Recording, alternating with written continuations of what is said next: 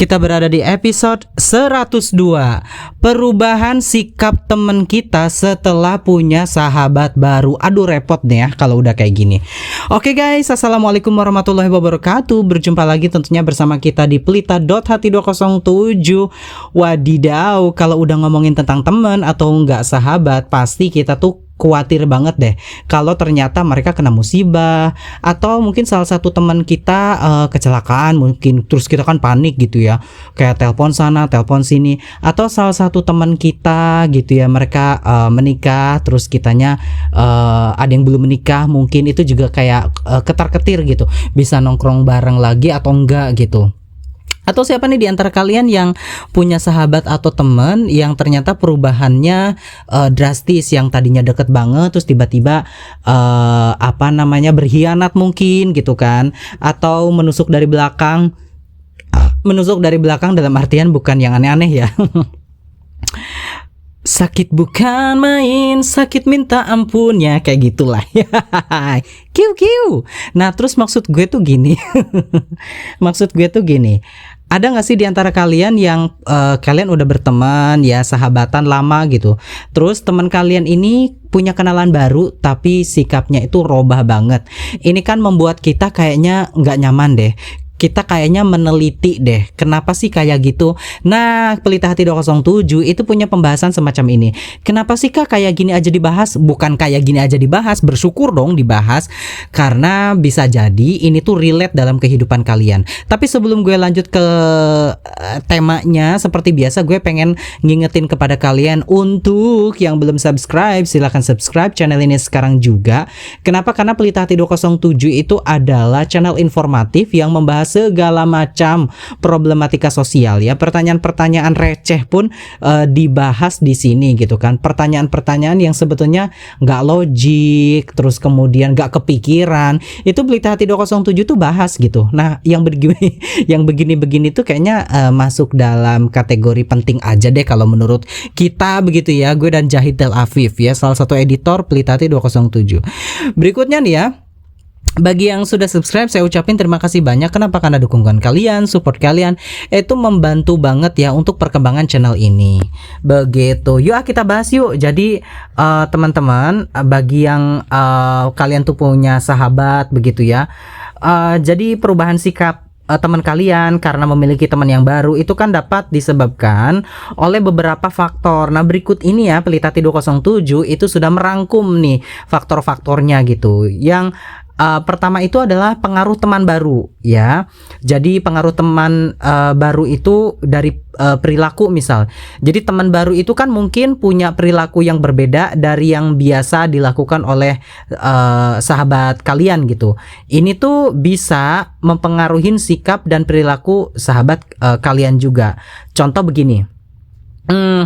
Mungkin kamu biasanya ngupil, dan ngupil itu ya biasa aja. Tapi karena teman barunya dari sahabat kamu ini tidak ngupil, jadi dia milih yang tidak ngupil deh gitu. Kak, itu kan receh banget. Jangan salah. Hal-hal kecil itu kalau terjadi di alam bawah sadar itu biasanya bisa menjadi bom waktu pada waktu-waktu berikutnya. Kenapa? Karena sebetulnya hal sepele pun terkadang dalam persahabatan itu juga mencuat ya. Tapi kan ngupil ini hanya salah satu contoh ya. Kadang ada beberapa percontohan yang akan saya katakan mungkin nggak relate dengan kalian. Tapi intinya adalah karena pengaruh perilaku. Jadi bisa jadi ada beberapa perilaku yang terjadi pada diri kalian itu kurang begitu serk lagi begitu, sehingganya dengan teman yang baru, yang lebih baik, yang lebih setipe, nah mungkin dia bisa begitu ya, bisa lebih cair seperti itu. Yang berikutnya tuh pengaruh pendapat. Jadi teman baru itu mungkin memiliki pendapat yang berbeda dari yang biasa diterima oleh kita begitu. Nah ini tuh dapat mempengaruhi cara berpikir dan sikap sahabat kita ini gitu. Jadi pengaruh pendapat tuh misal begini, dia curhat ke kamu, kamu berpendapat bahwa kamu jangan putus aja sama doi karena demikian dan demikian gitu. Ternyata ketika dia juga curhat kepada teman barunya, jawabannya itu sesuai dengan ekspektasi dia. Nah, ini yang repot gitu kan. Sehingganya perlahan kamu tidak didengarkan lagi karena jawaban-jawabannya itu tidak memuaskan atau tidak sesuai dengan ekspektasi ataupun harapan dari sahabat kamu itu, seperti itu. Tapi hal semacam ini kalau menurut saya pribadi ya itu kalian harus tetap punya pendirian deh. Kalau memang tidak ya tidak, iya ya iya.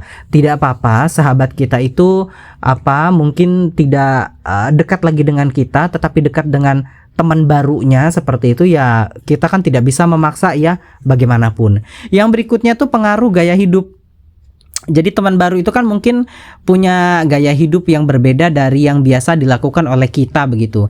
Jadi ini tuh dapat mempengaruhi sikap dan perilaku sahabat kita. Nah, jadi kalau misal begini, saya biasanya naik motor, saya biasanya kemana-mana naik sepeda begitu. Karena teman barunya ini punya mobil, ya kemudian dia lebih ngakrab kepada yang lebih kalau berperjalanan mungkin tidak kena hujan semacam itu. Jadi dia pilih yang pakai mobil. Ya berarti kan kalau kayak gitu sahabatnya tidak sejati dong. Enggak juga ya, maksudnya begini. Kadang situasional deh. Definisi sahabat itu kan selalu ada pada saat kita butuh. Hanya karena dia memilih mobil daripada motor butut kamu, ya bukan berarti dia juga berkhianat, ya tidak seperti itu. Kalau saya pribadi sih merinci ya, segala sesuatu itu harus ada rinciannya. Jangan dikit-dikit berkhianat, dikit-dikit jauhin, ya enggak juga. Kalaupun memang kita butuh terus dianya juga selalu hadir, atau sebaliknya pada saat dia butuh kitanya juga hadir, saya kira semacam itu juga udah termasuk dalam ya persahabatan begitu ya. Tapi yang namanya persahabatan itu kan pasti ada dilema ya, up and down, yang saling blokir, unblock dan lain sebagainya. Yang berikutnya tuh perubahan lingkungan sosial. Jadi perubahan lingkungan nih, seperti sahabat kalian itu mungkin ngerasa bahwa lingkungan sosialnya telah ngerubah karena adanya teman baru. Ini dapat mempengaruhi sikap dan perilakunya. Jadi contoh ada beberapa perubahan lingkungan sosial itu, misal teman arisannya selalu ngajak dia untuk traveling, teman PKK-nya begitu ya, karena di desa itu mungkin ada organisasi apa gitu kan, mengajak dia pengajian kemana begitu, karena lambat laun sehingga ada perubahan drastis pada sahabat kalian yang mungkin dia memilih teman barunya faktor dari lingkungan itu tadi. Kalian bisa paham kan? Terus juga perubahan peran. Jadi sahabat kalian tuh mungkin ngerasa bahwa perannya dalam lingkungan sosial tuh telah berubah karena adanya teman baru. Ini juga dapat mempengaruhi sikap dan perilaku dia, seperti itu. Contoh, dia mungkin aktif di organisasi pramuka, OSIS, ROHIS, atau organisasi PMR ya, organisasi apa begitu ya di kampus ataupun sekolahnya, atau di masyarakat begitu ya. Karena di organisasi atau lembaga yang tempat dia bernaung ini mungkin dia ditugaskan melakukan sesuatu, dia harus kunjungan keluar kota dan lain sebagainya. Lama kelamaan tentu dia punya circle baru, dia punya teman baru, dan mungkin kamu juga lama kelamaan mungkin juga kamu ditinggal ya, semacam itu gitu. Nah berikutnya tuh yang gak kalah penting. Jadi ada faktor pribadi juga nih. Jadi kebutuhan akan pengakuan.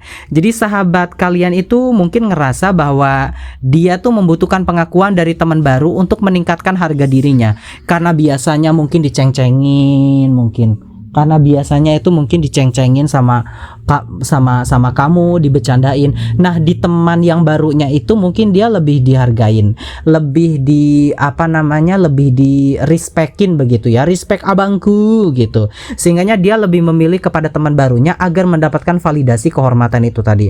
Apakah sah atau tidak? Ya sah-sah aja gitu. Karena bagaimanapun setiap hati orang tuh ya ada perubahannya semacam itu. Kemudian kebutuhan akan perubahan. Jadi sahabat kalian tuh kan mungkin ngerasa bahwa dia tuh membutuhkan perubahan ya dalam hidupnya, dan teman baru juga dapat ngebantu memenuhi kebutuhan tersebut. Nah ini contohnya apa dan maksudnya apa? Jadi misal perubahan Kalian tahu kan kalau orang-orang yang hijrah yang tadinya berkawan begitu ya, terus tiba-tiba dia jenggotan, pakai jubah. Nah, dia itu tentu memiliki perubahan spiritual dalam hidupnya. Maklumi saja, dan kemudian pada saat mereka itu berjarak dengan kamu, ya biarkan dia dengan proses perubahannya itu. Itu bagi yang hijrah. Bagi yang ternyata ngepang misal, dan dia juga jadi pengamen misal, tentu karena circle-nya akan berbeda, karena pekerjaannya akan berbeda. Jadi perubahan-perubahan inilah yang kemudian mengakibatkan dia atau teman kalian ini juga berpisah dengan kamu dan memiliki teman-teman barunya semacam itu. Nah, terus komentarnya gimana dong Kak? Maksudnya gini, sahabat itu ya tidak mesti harus dalam satu lingkup kita saja. Jadi kalau misal ada teman kalian yang punya perubahan tadi, terus kemudian dia juga mengejar karirnya, terus ada teman kalian juga deket kepada sahabat barunya, saya kira jangan ditahan-tahan. Kenapa? Karena ya anggap saja itu sebagai seleksi sosial ya. Dan jangan juga dikatakan orang tersebut munafikkah atau kemudian berkhianatkah, itu semua nggak ada sangkut pautannya sama itu. Balik lagi dengan selera ya. Kita juga atau kamu juga atau siapapun ya, pada saat sudah tidak bertipe lagi dengan seseorang kan bisa saja mundur di tengah jalan karena sikap-sikap yang memang sudah tidak lagi relevan dengan pertemanan semacam itu. Habib Jafar juga dulu kan berteman banget ya sama Coki Pardede, sama Tretan Muslim ya, tapi 3 tahunan belakangan ini sudah tidak lagi nongol dalam satu frame karena dengan berbagai macam alasan tertentu gitu. Hal semacam itu biasa, nggak usah terlalu panik. Dan itu aja ya episode kali ini, penting banget untuk kita bahas, dan jangan lupa untuk subscribe. Dan Pelita T207 ini banyak banget episodenya, kalian bisa scroll ke bawah. Kenapa? Karena menurut aku ini tuh penting banget bagi edukasi kalian semua. Dan itu aja nih ya, akhir kata Pelita T207 pamit undur diri, dan assalamualaikum warahmatullahi wabarakatuh. Kita ketemu lagi di episode-episode berikutnya ya teman-teman, insya Allah.